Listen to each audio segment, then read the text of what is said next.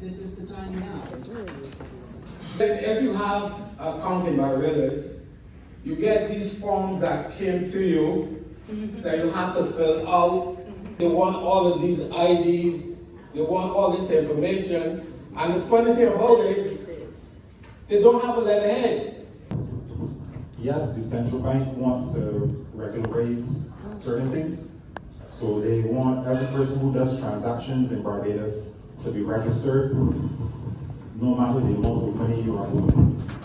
So that's nothing we control. We would ask that when you get that information, you verify it.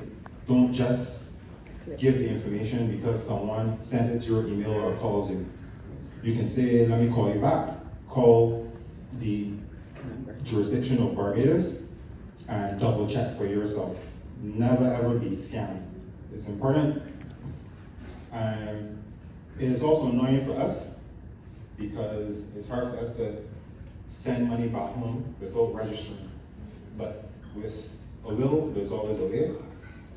And just be patient, it will become easier. We tend to move money from one place to another. And you know, how many of you send money in different ways now? You know, you can send money from here to Barbados with less than a few seconds. You transfer money to your account in Barbados. You just go into the account and move money. You know that term? You move money. But these are the risks. And even though sometimes the banks tell you that they're safe, sometimes you wonder, you just trust God that it will get there to the person or the client. But it is a risk. And we have to be very careful transmitting money. I was talking to the Prime Minister a couple of weeks ago when he was in Barbados. And one of the things that she said to me, I have not even, and I'm glad that question came up because I did not even remember to say to Barbados that one of the things that we need to put in place is how we can work with the RCMP up here.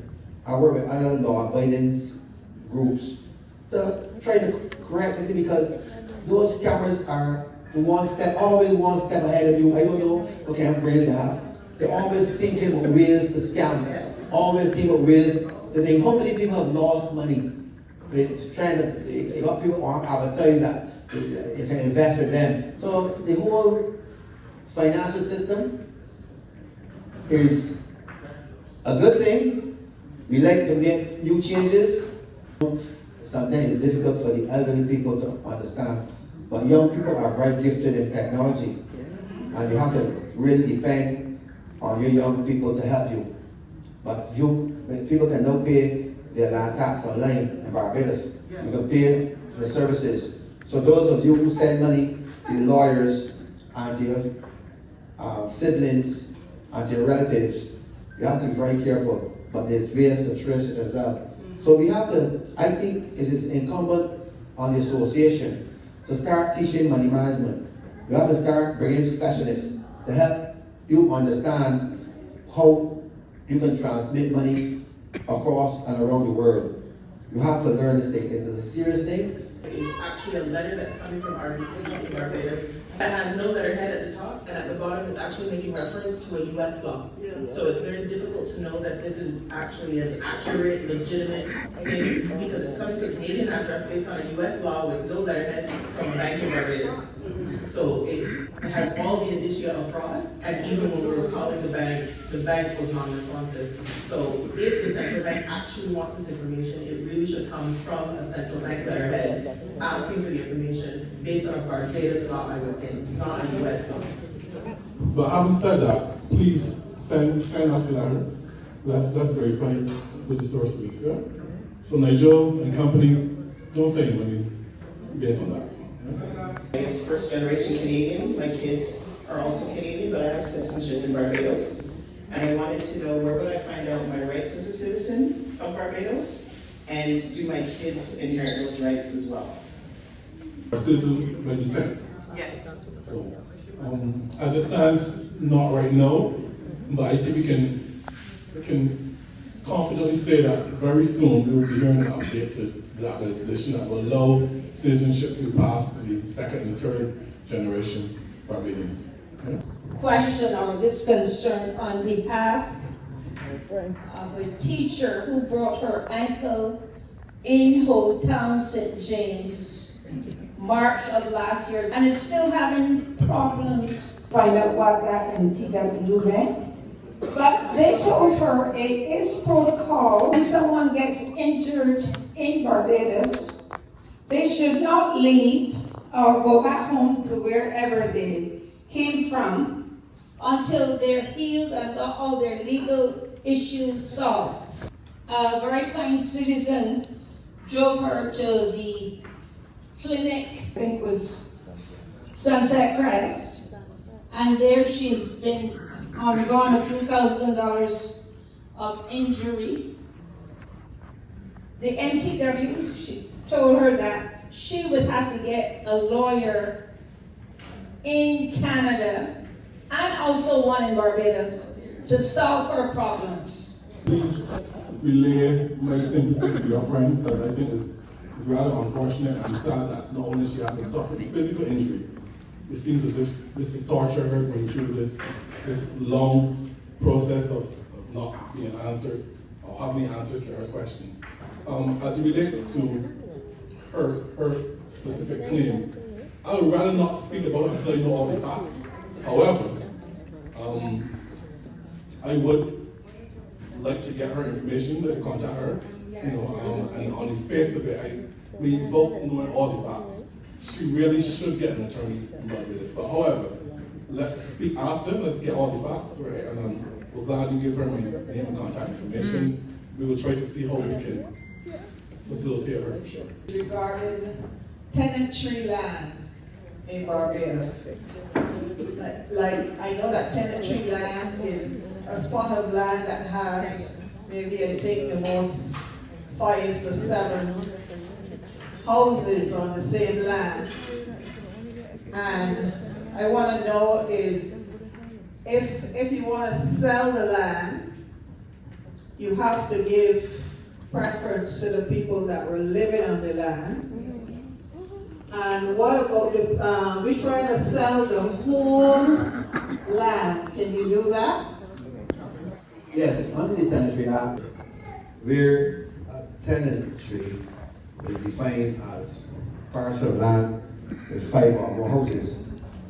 Now, we had an amendment when it was there, I think it was 1998. The Tenantries Freehold Purchase Act was amended to include urban tenantries. Now, tenantries, as they were originally known, were many plantation tenantries. But now, we found that there are a lot of households in the urban area, St. Michael especially, where a lot of people rented their land to householders. If it is more than 5, it's become a tenantry. And you are duty bound to sell this land to the tenants who are occupying. But of course, the tenant must first produce their rent book to ensure that they were paying rent to you. And they pay, I think it was $2.50 a square foot, $2.50 a square foot. But of course, that does not mean that you, the landlord, have to sell at $2.50. Let's suppose your land was valued at $10, right, per square foot. The tenant only pays $2.50, and therefore $7.50 is left. The government will pay the $7.50 for that tenant. So that if a parcel of land, let's say, was 1,000 square feet, the tenant only pays $2.50, 1,000 multiplied by $2.50. And the government will pay 1,000 multiplied by $7.50, the balance. That's what we did as a government. It's still relevant because there are many tenants in the St. Michael area that have not really complied. But we want the landlords to know that they're not disadvantaged. You get your full value, but the tenant only pay $2.50 a square foot. Now, the other question is, what about persons living on land that is below 5 is not a tenantry? If it's not, if it's put 4 householders, 4 people renting, that's not a tenantry. and you have to sell it at market value. And you could sell that at market value. We have had cases where landlords want to put off tenants who have been living there for a long time. So under the law, and the tenant who was living on your land for a long time, maybe 10, 15 years, and build wall, wall toilet, and walls and so on. The law, and you go to court, the judge will say to you, this guy has improvement to his household, so you can't just throw it off like that. So you have to understand that if you allow a tenant to build a wall house on your land, he's entitled to it. You're going to sell it at that price.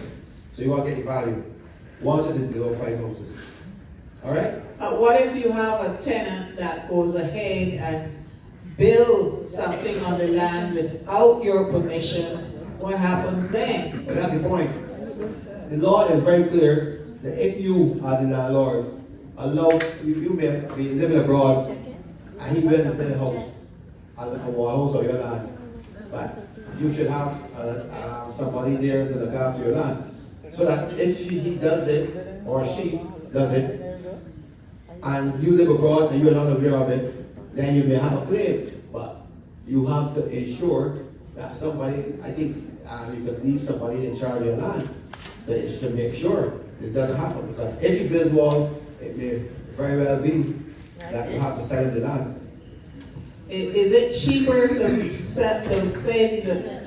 sell the whole spot of land to the government, or it's wiser to sell it privately? The government is not the government does not intervene in that case.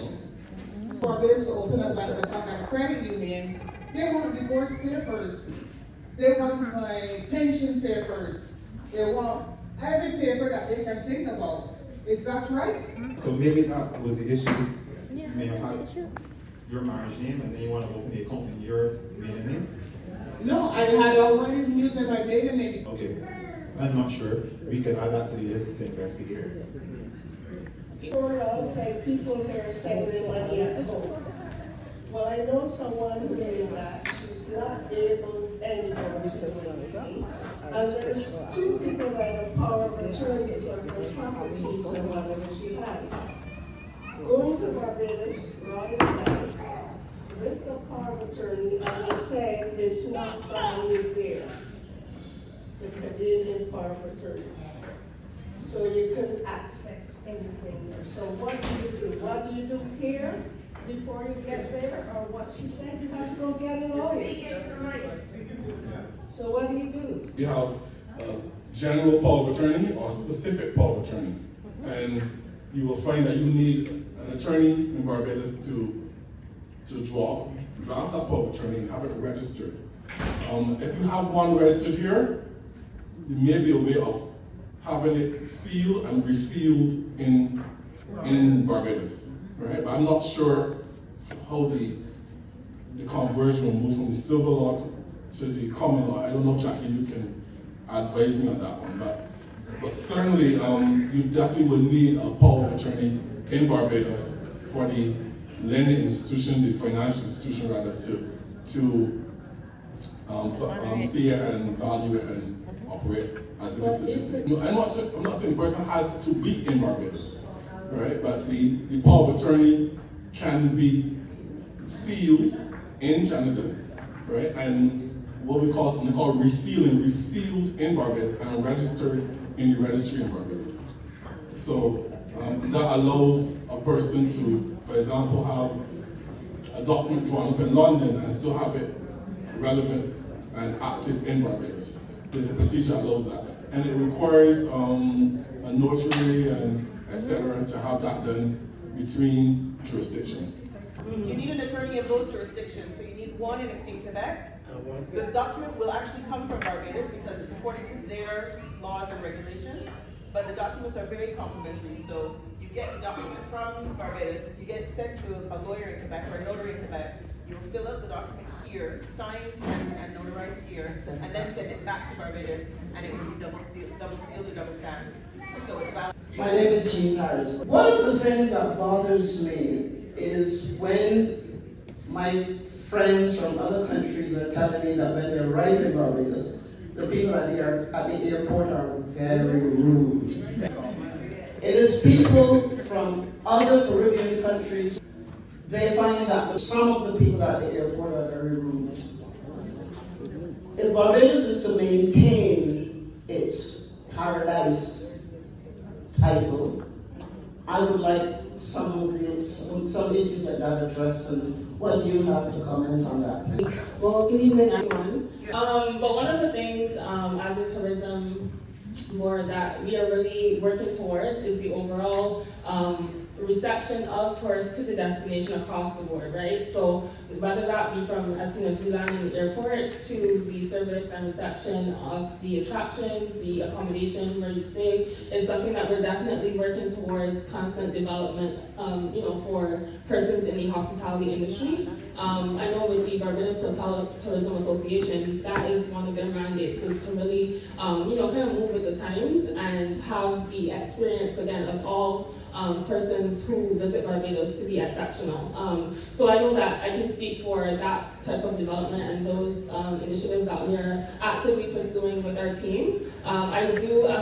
apologies to your friends who might have experienced that, but I can also say that in my interactions with a lot of people who, from various parts of life, walks of life, areas across the world, one of the things that they do always speak of our people is our warmth. And so I would hope that it's not only that experience that kind of set the tone for their stay on the island. Unfortunately, it probably was the first interaction with Barbadians, but hopefully, the rest of their experience on island definitely made up for that kind of rough patch of the arrivals to the destination.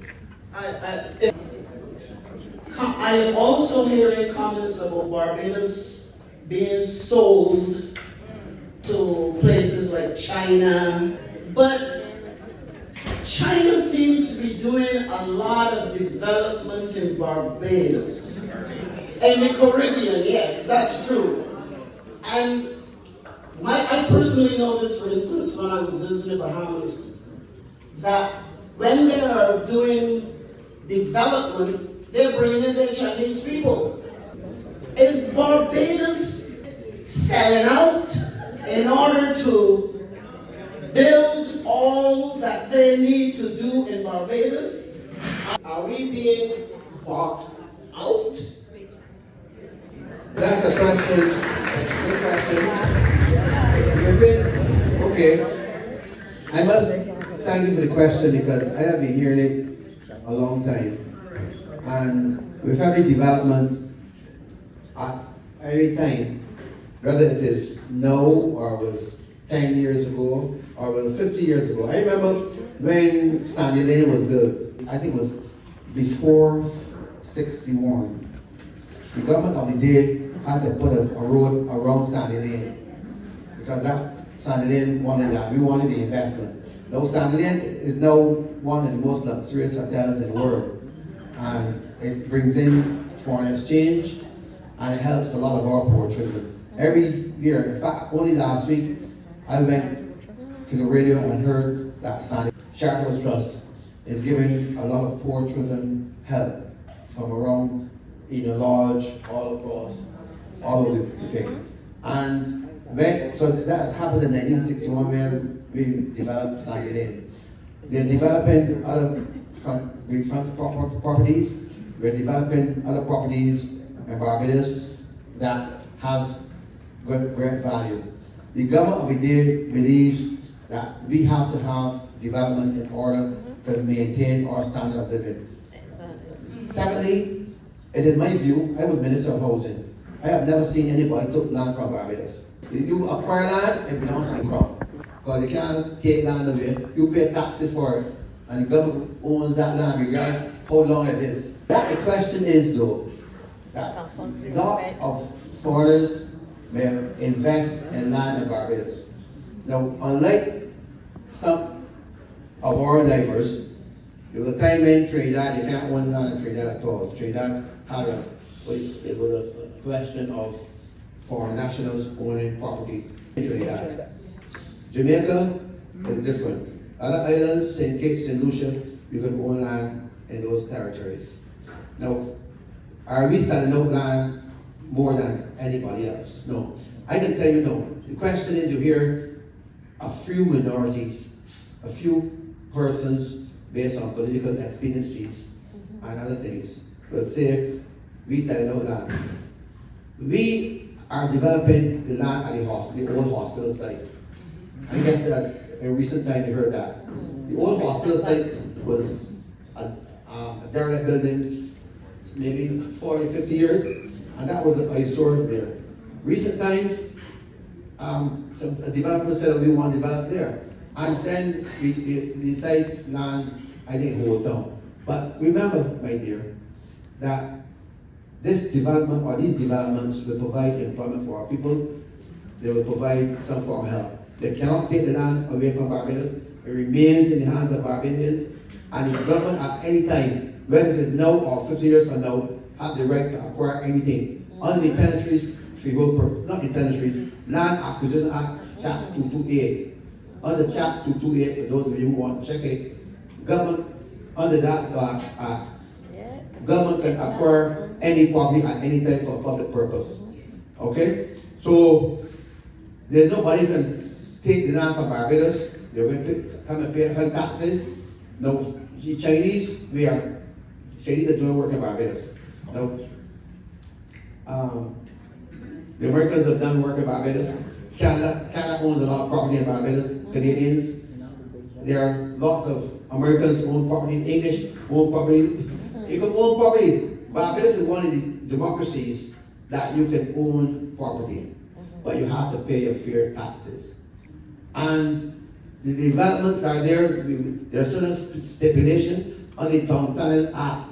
In the Town Planning Act, before you give permission to develop, you must present an EAI study, environmental study then.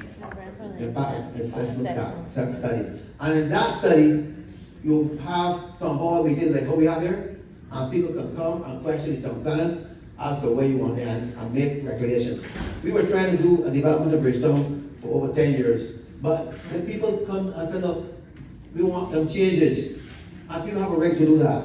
In our democracy, people of Barbados, even you, the Canadians, can make a submission to the town planning and say where you think it should not be developed. Now, China has been giving us, and we do not want to split hairs, but the truth of the matter is, we have been getting some loans from China very cheap, at cheap interest rates, cheaper than most of our traditional lenders. And we have been doing work with China. Other Caribbean islands have worked with China. We know China has been expanding. But remember that in a democracy, even though China is not a democracy, they have been lending money across the world at the most cheap price, or rate. From Africa to the Caribbean to the Americans, wherever they are, they're expanding. But they're not doing more than what the Americans have been doing, or what the Canadians have been doing, or what the British have been doing. But as a democracy and as a republic, and I want you to understand this, Barbados is a republic. We belong to Barbados. The head of state is a Barbadian. We elect government every 5 years. So the Barbadian people have a right to elect the government of their choice and to say what you want to say. And I hope the time will come when the diaspora will have a say too. When people in the diaspora will have a say in how your government is elected. Right now, as it stands, you have to go home and vote. But we hope the time will come when you will have a say. And I'm glad that you asked that question because it's very important and we have to talk about it. You have to tell your government what it is you want. Now, if you want the land to remain there idle and with bush and under development, you have a right to say so. You can't afford to be turning back assistance or people who are happy to help the global south and small island states because no one cares about us. We're not important in the big picture. So it is key to be friends with who wants to be friends with you. And when former friends are turning away, we can't run behind them. Because when we're running behind them, what are we doing? Absolutely nothing. So we've gone to places like the Middle East, and they are going to start refurbishing all 8 polyclinics, and they're going to build 2 more polyclinics. So that helps Barbados in terms of the public health care. The QEH is going to be refurbished very shortly as a total refurbishment. We can't do it alone. So it's non-traditional partners. So don't be afraid when we go to different people to help. My goal is I would love to bring my children and myself and hopefully retire my mother as well and move to Barbados. What's happening is I'm running into quite a few roadblocks. I'm a real estate investor here. I work for Scotiabank as well. Now, when it comes to trying to purchase property down there, from here, I am being told even if I have my citizenship, I am not a resident, I don't have the rights of putting 5% down. I need to bring more like 30 or 40% down payment. When I'm looking at my property, I can't use my real estate income as income that's qualifiable for getting a loan. My job, I intend on leaving it so that I can move down there and possibly find something else, but I rely very heavily on my income from the real estate to be able to sustain myself. So to be able to do so independently from here initially, so I know I have somewhere to go, I know I have a plan when I go down there.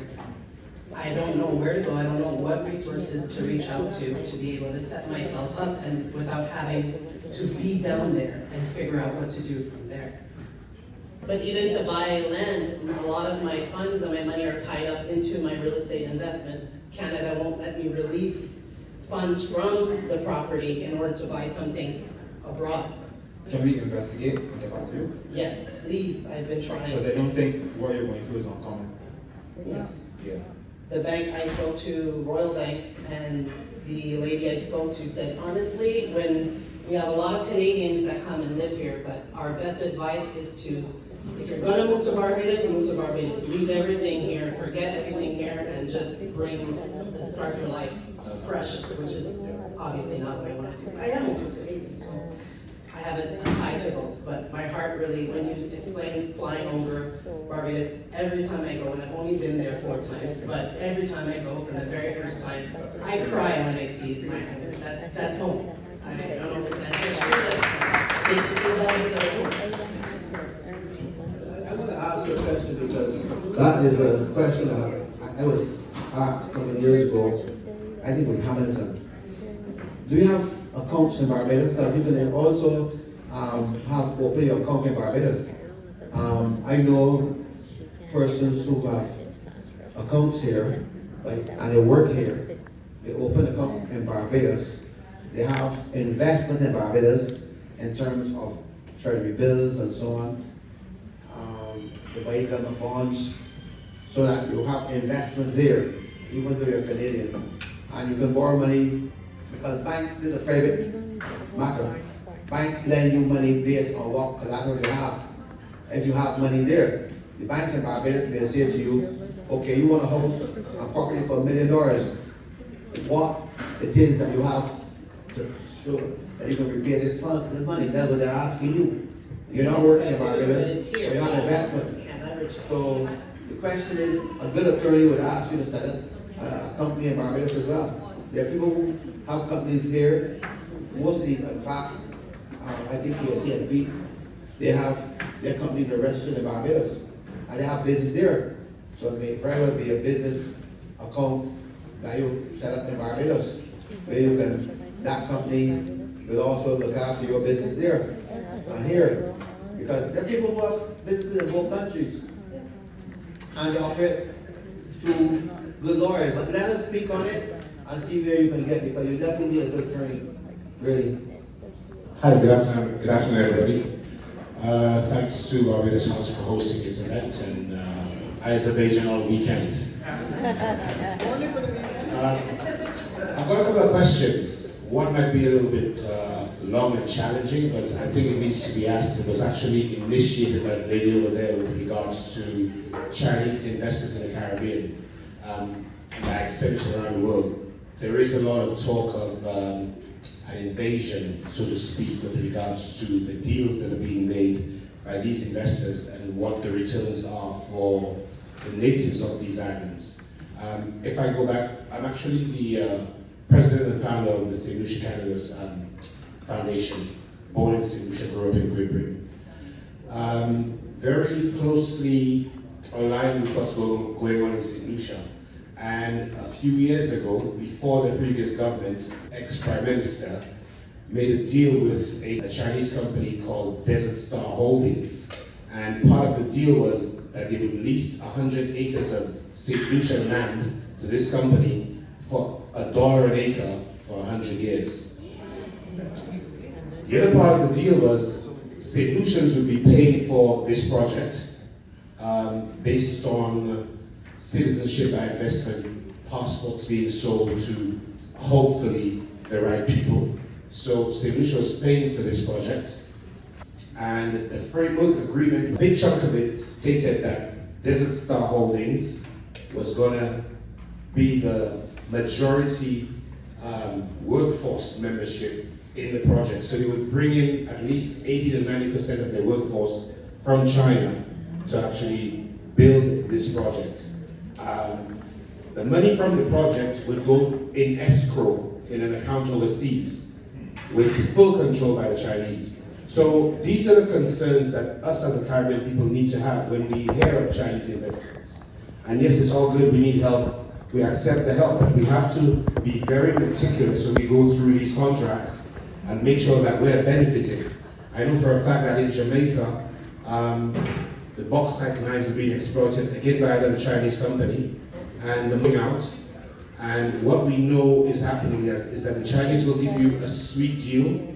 However, when you can't pay back that money, your infrastructure becomes theirs, and your land is also theirs as part of the repayment plan for a certain number of years, whatever the case. Thankfully, in St. Lucia now, that deal was scrapped. My suggestion to Caribbean governments is, let's go through these contracts very meticulously, and let's make sure our people are benefiting from these contracts. So that wasn't really a question, but a suggestion. My question would be, what is the issue with the diaspora vote? And a lot of Caribbean islands tend to have that delay. A lot of us here would like to be part of our politics from our homeland, but the diaspora vote seems to be an issue. What is retarding that progress? Thank you very much. Thank you for the question. I think you're right, and that we have to have full disclosure of these various deals. And as I said before, we have a democracy, and any government, and thank God we have always had good governance in Barbados with full disclosure. The present government has made it abundantly clear that all investments will be open to the public and public scrutiny. And we will hope that the deal that you talk about in St. Lucia will never come to fruition in Barbados. It is true that the Chinese are investing a lot of money in Barbados and across the region, but these deals are not in a way that they will take our land or our people. They're not sweetheart deals, as the case you mentioned, but we understand the nature of investors. They want the best for their people, but we have to be, as my colleague said here just now, we have to be friends of all. I want you to know, and I want all Barbadians to know abundantly clear. That is one thing you must go away with tonight is this. Barbados has never been scared or frightened to speak its mind. Our Prime Minister believes that she has a right and a voice to speak on behalf of herself, on behalf of the government and people of Barbados, and Barbadians everywhere. Because we see ourselves as friends of all and satellite of none. And that's our policy. That's our foreign policy. Okay? So, if you have to, we stand up to US presidents, English, and we tell them up front that we, as Barbadians, we do not do secret deals. You know, Barra once told the Americans in 1966, they wanted to pay for Barbados. And Barra said, we do not join the club unless we can pay. You understand? The whole Barbados is, and we continue, whether it is be in power or D in power, that we pay our way. We will make good common sense, but we are not going to sell Barbados. we will not sell Barbados. Thank you. My name is Philip, and I have two quick questions. One, what's happening in December for regathering? I'd like to know what's happening, please. And my second question is, I'm always in Barbados, and I want to know what is going on with these ZR vans. Why can't something be done about these ZR vans that are always stopping in front of you and not allowing you to pass? What's going on? So because December is going to start our 60th independence celebrations, we're going to kind of end with a celebration of what occurred with the gathering and everything that we would have achieved from that project. And then we're also going to launch what our celebrations and the various initiatives that we're going to have for our 60th independence next year. This is not Barbados. There is, I know, a body called the Transport Authority. We need to put more inspectors. We need, but the police alone can't do everything. But we know that they have been getting away with a lot of murder over the years. But again, it is small black man. We have to be able to control them. There needs to be more control. I can agree with that. But of course, and it seems to me that these small taxis, we call them, have been given trouble. In Africa, the same thing. You have the same minibuses you see operates out of Jamaica. They travel with, I gone to Jamaica a couple of years ago, and the bus back, and the driver still saying, squeeze up, smaller yourself. So that is the nature of the game. But I'm with you, they need to be controlled, but because we don't have the resources to control them every time they get away. For example, if you go by the, I went down there, I was there in March, and I saw all them congregating by the it was entry to Queen's Park. Over there is, but the police alone can't do everything. But when police is there, it's okay. But I must tell you that the ZRs, as you call them, and the small minibuses, doing as, sometimes doing that, but generally speaking, there are some who behave in a lawful manner. So we are trying our very best to look at it, and I hope that within the near future, through legislation, tighter legislation, and tighter police in our system, that we can have more control over the road, because they stop everywhere. I know it is. Sometimes they got on the indicators and they're not stopping.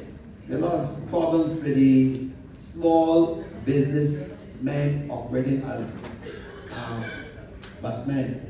So we are aware of it, the government is aware of it, and I'm sure that we have to deal with it. You asked a question about the diaspora voting before the guy before, which I should have answered. I think that the diaspora needs a voice in our system of government. So far, there has not been too much recommendation, but how do you get the diaspora to vote is still being discussed by our parliament. I think that the next election, we may see that one person may be assigned to the diaspora. But then how do you vote it? And that's something that is having our attention at this time. Do you want the diaspora to vote when they don't live in Barbados? Or do you want them to vote from outside? I know in some jurisdiction, I think in St. Kitts, diaspora can go home, fly home. I don't know if this is right, so that some elections are again where a political party can fly in 1,000 people and fill up a box, but in which constitution did you vote? So this is something that we have to be careful with. Is it possible that for the people from St. Fitz, St. Philip, St. Lucie to go back home and vote in a constituency that you don't have? Or should we vote as a block here, as the Canadian diaspora, and send a vote back home for a representative there? So these are things that the political scientists are now dealing with. How do you get the diaspora to vote, and how do you put it in your constitution? Because there must be a constitutional amendment. Because right now, the only voters who vote in Barbados are those people who belong to a constituency, are on the list, and you have to be on the list for a certain time. So there are a lot of regulations that we have to get. I know it is a hot topic, but then you have to have certain regulations that any and everybody can vote, because how do you determine you must have ID cards too? You must have a Barbadian ID card. How do you go into a voting maybe a center and produce a Canadian ID card? Who will vote? So there are lots of things, and where do you vote? How the people Barbadians that live in Montreal, in Halifax, all across the country, there are people too. So how do you get to vote? So that I know that it is a topic that must be addressed, and I feel that Barbadians everywhere have a right to know that their government is what they want, and you have a right to vote. As it stands now, if you want to vote, you have to go home and register. Once you're a Barbadian with a birth certificate in Barbados, or your Barbadian ID, your citizenship by descent, you can register in a constituency. I agree with you, there must be a voice, and it's something that we have to discuss. We cannot shy away from it. And I know that many of you will want to have a say in your government. You want to know that you have elect the best government at all times. But how do you do it is the question. And what methods would you use? And that is something that we need to discuss as we approach our 60th anniversary of independence. How do you vote and where? What are the methods? So we have to discuss it, and then we want you all to think about it very carefully. Because it's hard to say we want diaspora voting, but then you will have who will determine. I mean, we have a lot of work to be done on this. Thank you, Bill. I think still here keep pushing the gallery, but we didn't get no support from the tourist board with the gallery from Montreal. So I hope that they don't go and brag at Montreal that they promote the gallery in Montreal, because we did here and we don't get the support from the tourist board for the gallery. If not for Lynette and myself trying to push that, I just said Lynette, we will be carrying on no one. So I hope that when it comes and say Montreal is bringing people home, that the tourist board don't take the credit for that. Because we didn't get no support from them. Thank you. Nigel, I might tell you that that's a good question, because we haven't debated. But I know for sure that the tourist board comes to all of your function and do say to you some of the things that we are doing in the gathering. Because I was here, I think early this year, or late last year, and we sent information to your organization. We sent that's one of the reasons why we're here too. We're here in order to promote not only the gathering, but to promote other things that we're doing. And we talk about what will happen next year in our 60th, right? So we're telling you that there are ways that we are doing it. We're doing it, we can't be here 6 days a week or 7 days a week. But what we do, and we want to work with your organization to send flyers, send booklets, to send information to your president. I must tell you that I see your president on your Facebook account. I see her on my WhatsApp. Sometimes it's difficult to get back to your WhatsApp. I must tell you, you cannot send anything. But we want to be able to tell us, I want you to tell us some of the things that we have to do, or we want us to do in order to promote it. Because wherever I go, I represent not only the consular matters, I represent the tourist board, I represent business, everything. And every speech we make, every place we go, every Barbadian I see in Canada, so don't forget, there is the gathering. And not only this, I am sure that every Barbadian here, knows what happened in February. What happened in, y'all know which month it is. This is the month of August, right? I believe everybody knows that it is this parish, we celebrated this parish, St. Andrew. We haven't been of St. Andrew here. St. Andrew. Then next month it is St. James, that's in September. And then the next month is October, Christchurch. Christchurch. And then St. Michael. Yeah, Right? yeah. St. Michael is November. Yeah. So I want to encourage you to go home, to come home. And we are working closely with your association.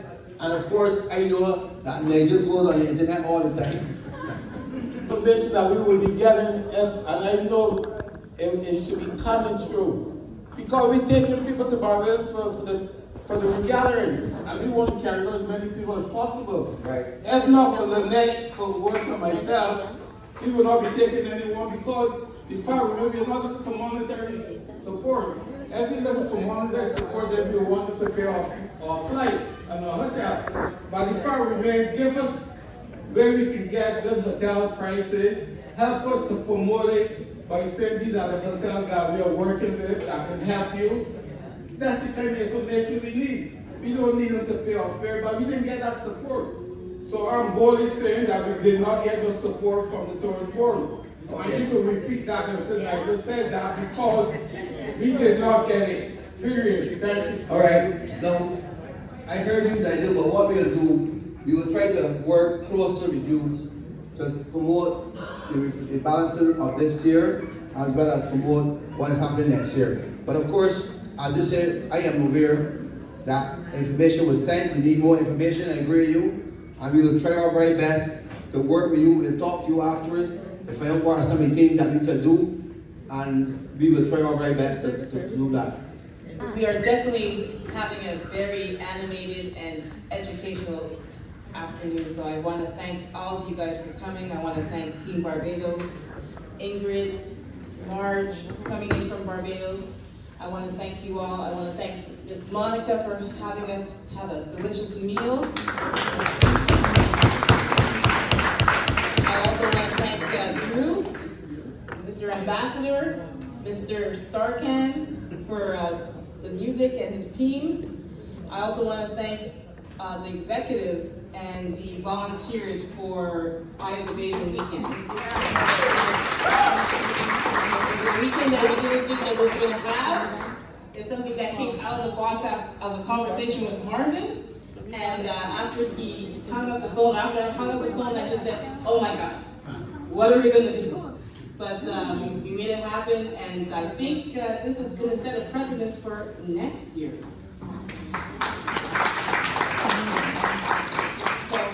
So once again, thank you for an amazing, amazing Bayesian weekend. Great evening, everyone.